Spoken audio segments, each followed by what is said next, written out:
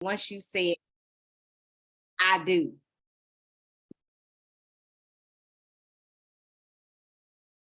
Anybody this morning? I know it'll take a while to get everybody going. Good morning. This is Cherie. I thought when I first got married, because my husband and I actually dated a very long time. So I just thought it would be more of, because we didn't live together, nothing like that before marriage. So I thought it would be sweeter, or just more of the dating, and just that he didn't have to drop me off. We get to go in the house together, that kind of thing. So I thought it'd be sweeter. And primarily it is. It's just that what came after was the sharing of the space. So I wasn't used to that. So that was kind of a monkey in the wrench, but it got better because we were able to have separate quarters inside the house. So that way he could get a timeout and I could get a timeout. And then we could come back together. Okay. All right. Thank you for sharing. Anybody else want to give us your thoughts? What did you think your marriage was going to be like? Think about possible examples that you saw, that you liked, that you didn't like, and say, hey, I hope my marriage is not like that. Or, oh, I hope my marriage is like that. Like, what was some of the thoughts that ran through your mind? Good morning. This is Patrice Geiger. Good morning. So my husband and I were end of high school sweethearts, and we were friends. So I thought marriage would be a little easier because we started out as friends. My parents' marriage were the blueprint, and I thought marriage, worked that way. A lot of my friends growing up, I'm parking, y'all. A lot of my friends grew up in single parent households. So I thought, okay, I grew up sheltered in a 2-parent home. So it's like, this is the way marriage is supposed to look. I saw my parents, I saw them struggle. I saw them work together. I saw them overcome obstacles. So to me, that was the blueprint of how marriage works.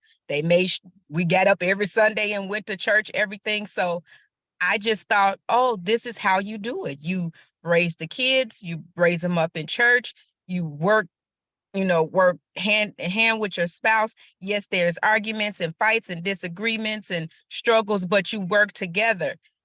Now that I'm an adult and married 28 years, I see and know that there was a lot behind the scenes that Patrice didn't see. And so it's like, I wonder, did mama go through this? I wonder, did daddy, do that? I always thought that it was defined roles. The husband handles this, the wife handles that. Mm-hmm. I also thought it was 50-50. Mm. I have come to learn it's not always 50-50. Sometimes it could be 92-8. It has been hard, but I'm learning even more, let me say that, to steer away from what I thought the blueprint was and to look at God's blueprint instead of my parents' blueprint, because the blueprint that my husband had was totally different. So in my mind, it's not fair to think that mine is better than yours or my parents' blueprint trump you all's. So what I've learned in church and over the years and different ministries and everything, and reading all of 10,000 marriage books, I have come to learn the blueprint is Jesus' blueprint, not my parents' blueprint. So that's what I thought. Yes, I love that. I love that. Thank you. Yeah, so did anybody else want to share? And I heard that, Patrice, with the whole thing, because I know me coming up, I was in a 2-parent household, and I just remember my mom would be in the room. My dad came in, put about $1,000 on the dresser. She take the money, put it in the bank, paid the bills. She cooked, she cleaned. She made sure all his police uniforms were earned and ready to go. So I'm just like, oh, okay. And this is what you're supposed to do. I mean, she worked, but she raised us. She cooked, and after we decided, after I guess she said we were taking her cleaning for granted, she made us clean. But you know, and I thought like, okay, my dad, all he's supposed to do is buy my mama gifts and pay the bills and work. That was my mindset. So yeah, thanks for sharing. Patrice, you were getting ready to say something? Okay, I thought I heard somebody getting ready to chime in. So the first question that we sent you guys was, what are your current beliefs on what it takes to have a great marriage? So now we heard some examples of what we thought marriage would have been, but now what's your beliefs on having a great marriage? And is that even possible? And before we go there, Tiwan said in the chat that for him, he said it was a fairy tale life beyond dating. That's what he thought. So what can help? What's a great marriage? What does it look like? Anybody? Okay, this is Cherie again. I would say a great marriage is both participants trusting in God. And we do have to, as I heard earlier in the sermon, we do have to forsake what we had in mind. We could think, you know, it's holding hands, walking on the walking trail. That's nice. Nevertheless, if it don't happen, it doesn't mean that we don't have a great marriage. A great marriage is you, him, God, period. Okay. So what happens, and I'm glad you mentioned the Lord. I'm so glad you mentioned the Lord because like Patrice said that, you know, that we need him in our relationships, right?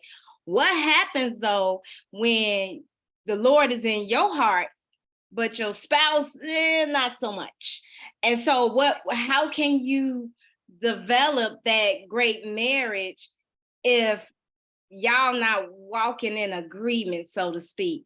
And Patrice put in the chat, great marriage is both trusting in God. The Stewart family said the godly marriage has to have God involved. Absolutely agree. But what happens though when your spouse is not down with the God program and you are? What do you do? This is Cherie again. Sorry to talk so much. Look, God is not Cherie, involved, I'm gonna tell you like I tell this little girl in my classroom when she want to answer all the questions. I'm gonna give you an F if you answer one more question. Now, okay. But if God is not in the problem, I mean, God is not in the equation with you and your spouse, then that's disagreement, and that's what the devil wants. mm-hmm. Okay, I'm not saying anything else before. No, don't do that. Don't do that. Oh goodness! Anybody else want to share? Ooh, y'all look quiet on the second Saturday. I mean, This is Keziah. Oftentimes when you're married, before you even get married, you know whether or not your future husband or wife believes. You know, you already know whether they're a Christian or not, if they're saved or not, because you would have had that discussion. You would have known before you got married if, you know, they are saved, if they go to church. So it shouldn't be a surprise when you get married. You knew before you got into that marriage. Mm-hmm. Okay. All right. Thank you, Keziah. So good. Okay, I'm gonna have to disagree with that one, but you have to remain you. You have to remain you spiritually. I'm sorry, hold on. This is Regina, Phil's wife. I'm trying to turn the video on. I did turn the mic on.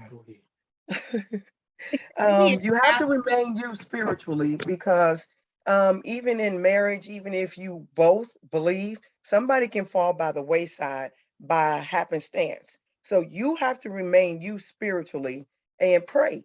You have to pray, go to your little war room, do what you have to do for that other person in order for them to see the right way to go. And you pray to God that you're doing it right so that that person can see. Mm-hmm. Okay. Yeah. All right. Thank you. April, I saw your light up. What you got Got for something, us? April? It did light up. So, one thing that I will say, I do disagree with that comment about your spouse. You know that your spouse is like in Christ. Sometimes a picture can be portrayed to get you, but it's about what happens after the marriage. Can you keep doing those things to stay with me?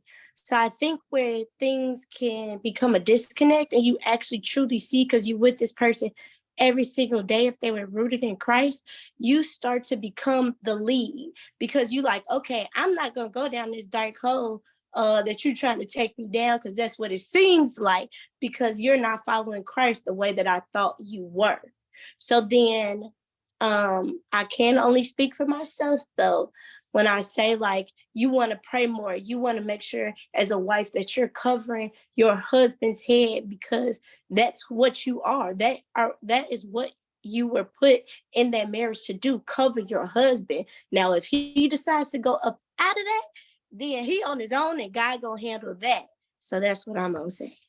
All right. Right, Thank you, Thank you. April. Roy, we see your hand. Darren made me go to church. I had no interest in church whatsoever. There was no, I mean, it wasn't my thing. I had already done the church thing and was trying to get credit for time served, but she made she made me go.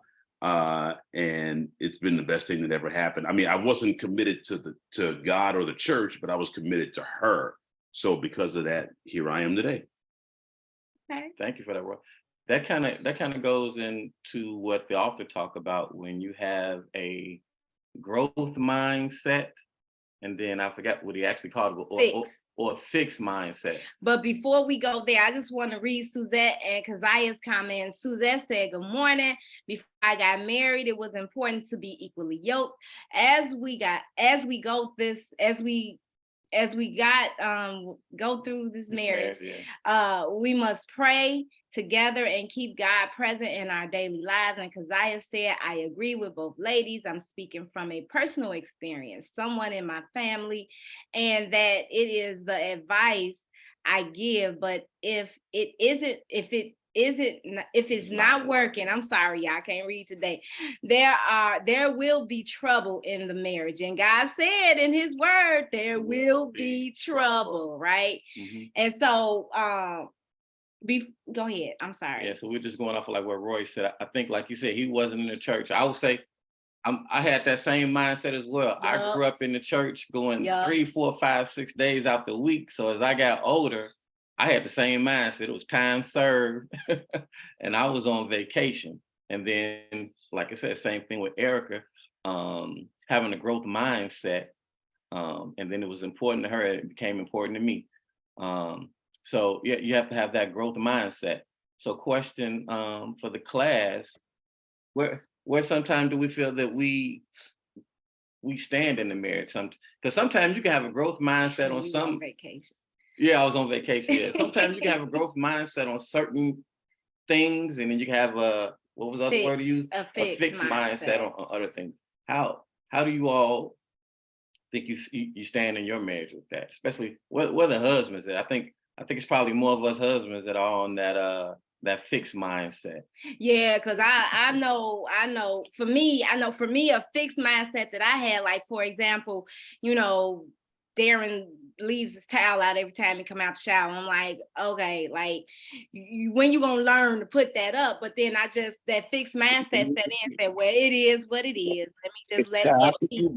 But I am definitely trying to work on them. It's hard, y'all. It's hard. The Taylors, I see your box lit up. What you got? Yeah, this is Anthony Phillips. Taylor is the maiden name. But but you got to change that to Phillips, honey. I did. Legally, yeah, I did, but I think it's in the phone. The email. But on the screen. But go ahead, Anthony. Yeah, what I wanted to say was, as far as the fixed mindset, I actually grew up with that fixed mindset. I actually got a chance to changed my mindset due to the fact of the study of the Bible. All of this stuff that everybody is addressing is addressed in the Bible as well. It was saying that you still maintain doing God's word, even if they don't do God's word, in order to gain them back from that other side. So if you know, like it's like taking that turning the other cheek thing. And that's very hard for a lot of people to do. I know when I first started thinking about relationships, I thought that everything was going to be like this great marriage put together, and everything was going to be nice, and everything was going to be, everybody's going to do what everybody's supposed to do. That don't happen. That don't happen at all. What you have to do is just keep going along the side of what, if God lays the plan there and you follow God's plan, you'll be okay, both of you. But if one of them stray away from the plan, even if you still keep going, you may gain them back. Okay. All right. Thank you for that. Thank you. And Tony Ladd said that the question one that he asked Teresa when they started dating, it was a must that my partner and I would be evenly yoked. Thank you. Yeah, I'm gonna do the reading. Thank you. Could you please? And Antoinette Gaines said trust and communication. Yeah, it is hard to have that growth mindset, especially if it's something you don't really want to deal with. You kind of want to just be like, it is what it is. But then that fixed mindset can definitely cause problems in your marriage. And so you have to always be willing to grow and to learn how to be better in your relationship. Now, one thing that the author mentioned in the book was he talked about unhappy marriages, and a study that was done, and it said it was found that when marriages were unhappy, they were unhappy because the partners did not understand each other and they didn't know each other's strengths and weaknesses. Do you all agree with that? Do you think that an unhappy marriage means that you really don't understand your spouse or his or her strengths or weaknesses? Yeah. Do you all have you all even had that conversation to know where to pick up where your partner is weak at? Luke? Okay, Donna says she. To a degree. Okay, yes, to a degree. Okay, I'm sorry, you're supposed to be reading Yeah, chat. Okay. I want to say this. I think that my husband is the husband who really believes he's 90%, I won't say 99% right all the time.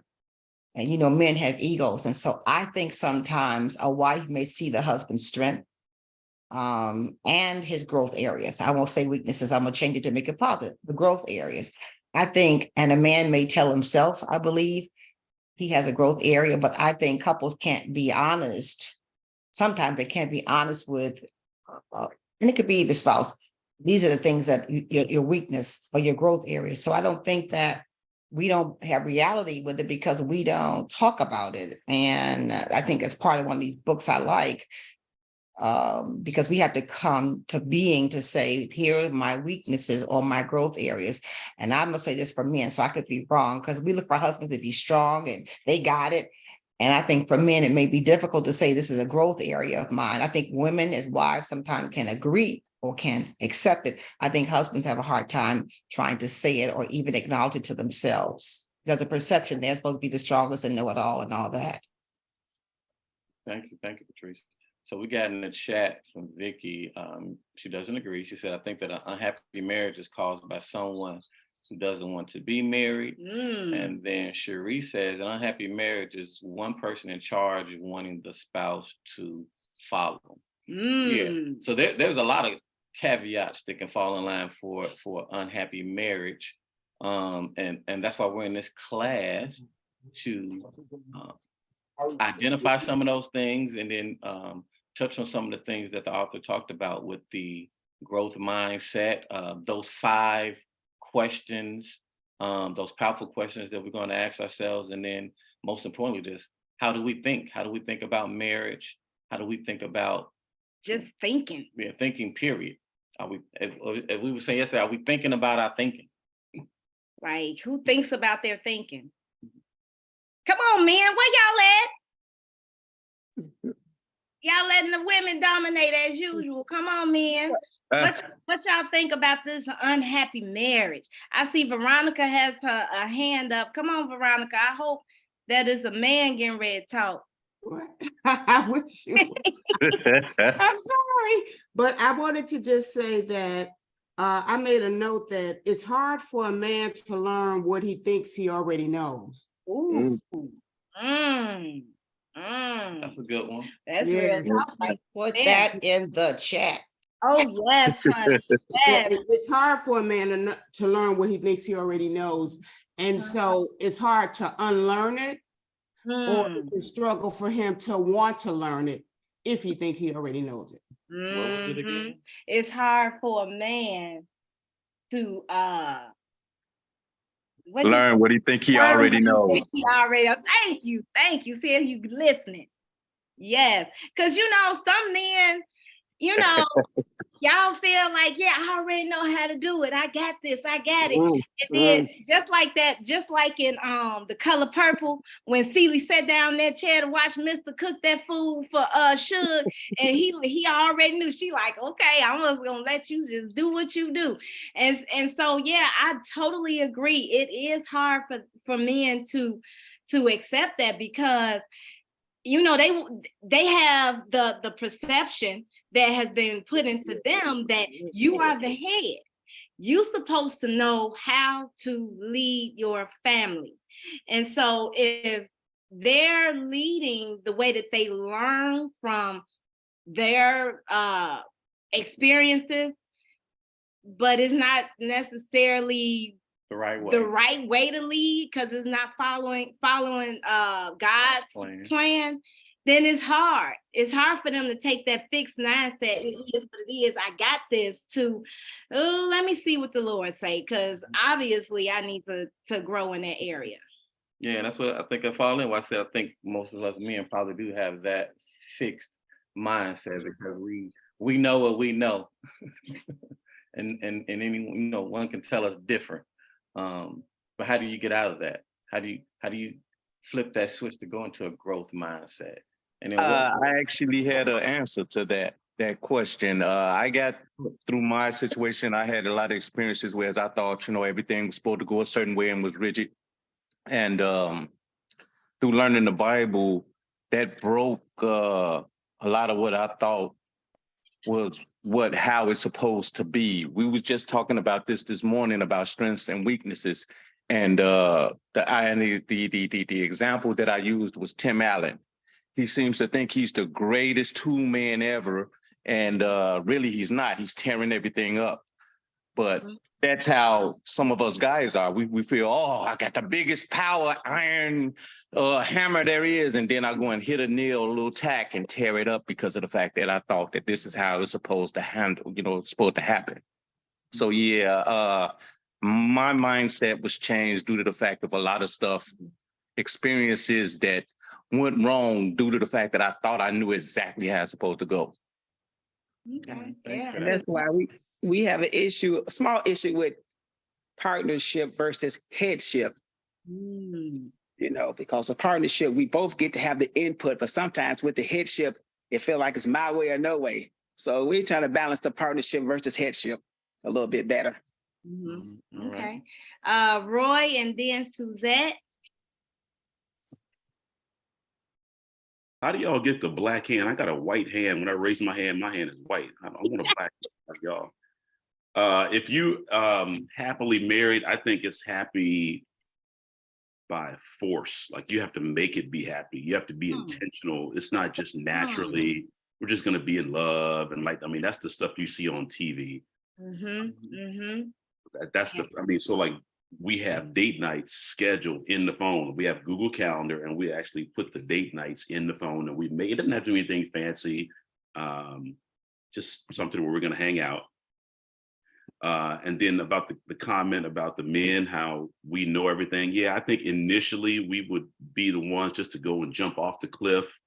And then if we live like, let me talk to my boys. Maybe I should have put a parachute on before I jumped off. So I think we're more inclined to just jump out there and know that we'll try it, and then we'll seek counsel. Like I'll call one of y'all if I have a question about something. I don't think it's like that, perpetually, where we're out there and know everything in, forever. At least I hope not. Right. Yeah, I don't think so either. It's some men out there like that, I'm gonna tell you. Yeah. There's some. Not the majority, but it's a couple sprinkled around out here in the world. Yeah, but we don't like them. No, we don't. Not at all. Go ahead, Suzette. Thank you, Roy. Good morning, everyone. Morning. What I wanted to say is that when we get married, we sometimes look at our parents or whoever raised us. Mm-hmm. And then we may come from the experience of an abusive relationship, or a relationship that was not conducive. It wasn't promising, but we still take some of those traits from the marriages that we've seen. It could be our own parents, could be aunts, uncles, what have you. And then we'll say to ourselves, okay, when I get married, this is what I'm going to do. And then sometimes you fall right into what you've seen and you didn't want to be like that, and you turn out to be like that. So what I'm trying to say is that marriage is like taking on being in kindergarten and working your way up. You have to work at it every day and learn how to do different things. And if it doesn't work, be honest with your partner and say, hey, I don't think that's working. Let's try this. Let's try that. And I think that's what works for me and Dee. How we can say, I don't like this, and then we work from there. So, Dee, you got something to say? Yeah, good morning. Good morning. Yeah, I kind of agree, right? But, when we look back, like she said, how we was raised, the values, and in the household as a child, and, as far as the abuse or whatever, then we said, we really don't want to be that person. We want to grow up, we want to be better. But in the same token, like she said, we'd find ourselves falling in those footsteps. And that's when we really have to be careful. We really have to take self-evaluation to recognize that these things, either I need some help, because we might need professional help. We might need to seek professional help, But a lot of times, like I was just telling my wife, with me, it's like when we go through things, sometimes I try to do the best that I can to be the best person that I can be as far as in the marriage, because I know my first marriage, I was young. I was only like 18 and she was 22. And it was like, I didn't really know what I was into, what I was really getting into. She was going to the club. I was in the club. When I come in the morning, I see her. When she come in the morning, then after that, it was just one of those things, and I was like, okay. Then one day it was like, I found myself moving out. You keep the whole house, you know what I mean? But in the same token, I learned. So I'm just grateful that I could take those, like you say, trial by error. I could take those errors and I can benefit from those, by not making those same mistakes in my marriage to my wife, Suzette. Thank you for that. So, we got another question for you all. Go ahead. What was the image of your spouse? What was your image of your spouse? Like when you see your spouse, what do you see? Do you just see, somebody that's just here to cater to me? That's it and that's all. Or do you actually see your spouse as your partner, your lifelong partner?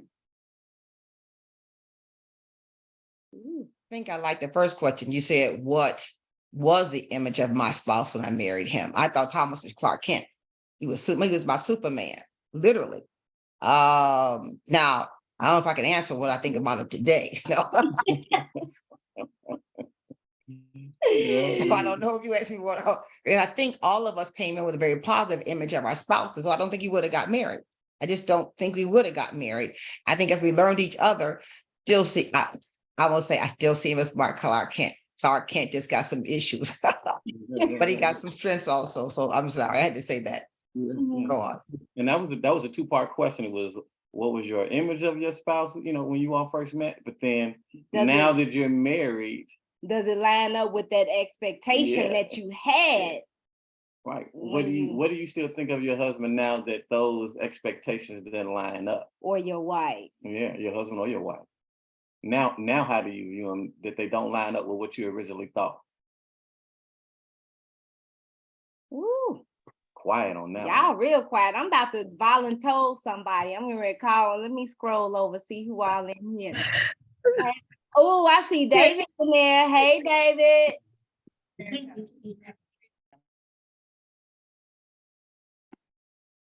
Oh my goodness, this is not good. David, you don't have anything for us today? No sharing? Rick, I see you in there. Hello, I'm sorry. Will you all restate the question? This is Vicki Davis. Sure. So it was a two-part question. What was your image? What was your image of your spouse? And do you still think of them that same light, that same image? Did it line up with your expectations in the beginning? No, things changed a lot in our marriage.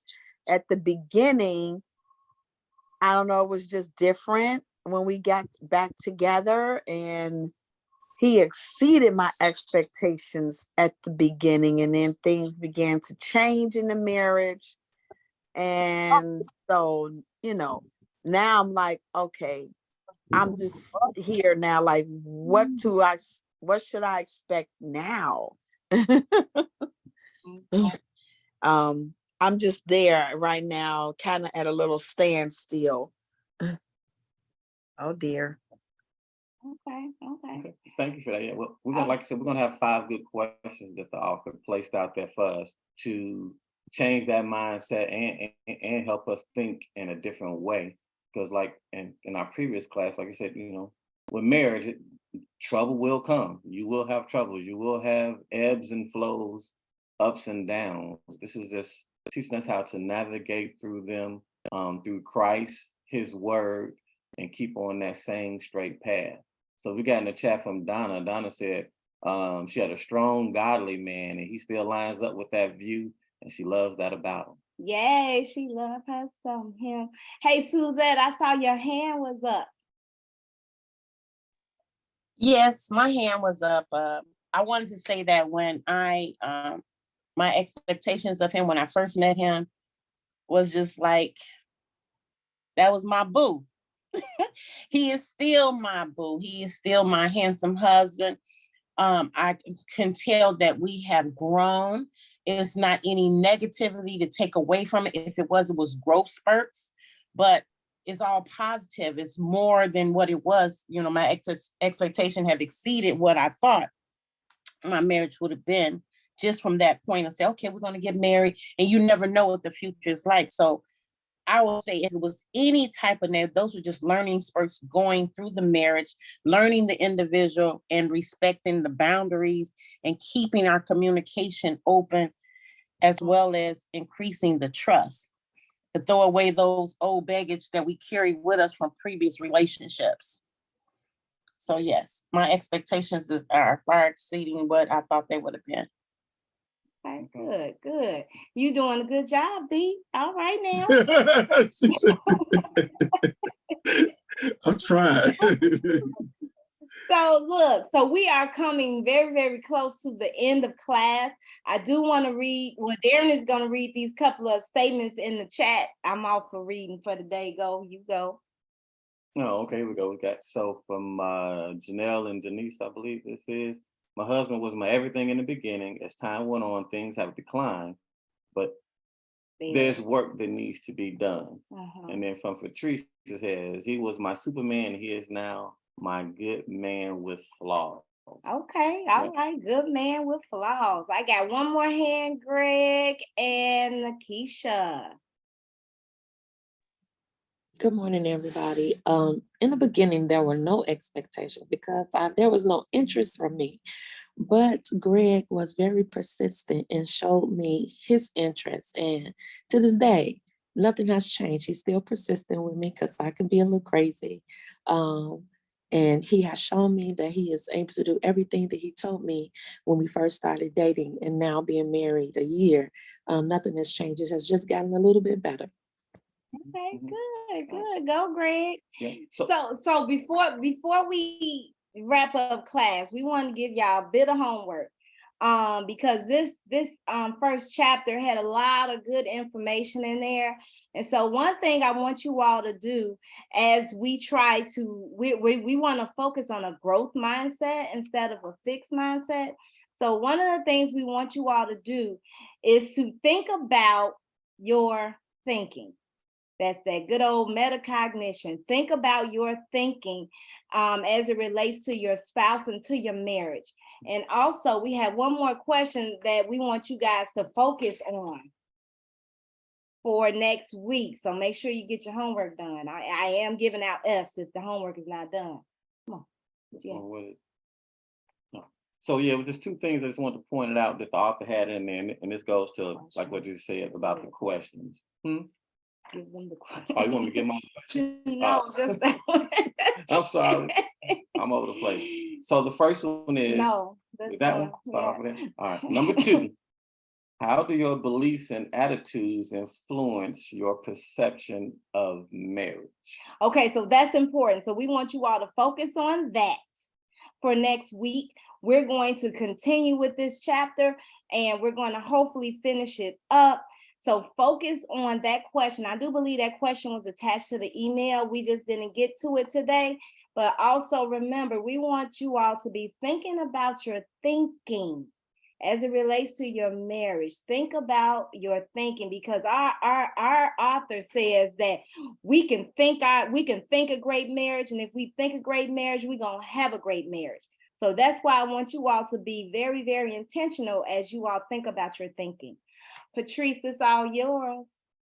Let me say good morning and thank you. A great class that we had on today.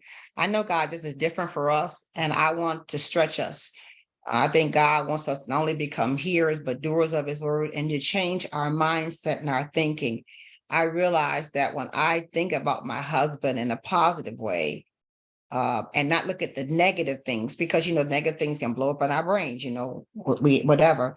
But we start looking at what they do in a positive light. I think, and it's begin to change my thinking. So I could tell you, yeah, I think I got my Superman again. And so I want to encourage you. This is really to revolutionize how we do it, especially for African Americans. Our thinking is important. And I don't think you and I think. One of the things I'm going to challenge you with this whole series, however long we're going to be here, how many positive thoughts do you have about your marriage versus the negative ones? And every time you look at your spouse, look at your marriage as negative more than positive, you've got to rechange your thinking, because something, it's not always the spouse. It might be your thinking. And so we're going to work on that. I think that's it. Roy, something you want to share with us?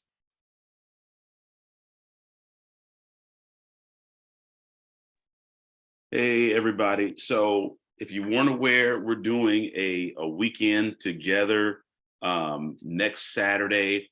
It's going to be a meet and greet. It's going to be a party. It's going to be a fun event at the House of Hope. I already added the link where you can register. It's only $25 per cup. $25. I know y'all got that under the cushions of your couch. Figure it out, get the money, and it will be a great time. It's not going to be all churchy and stuffy.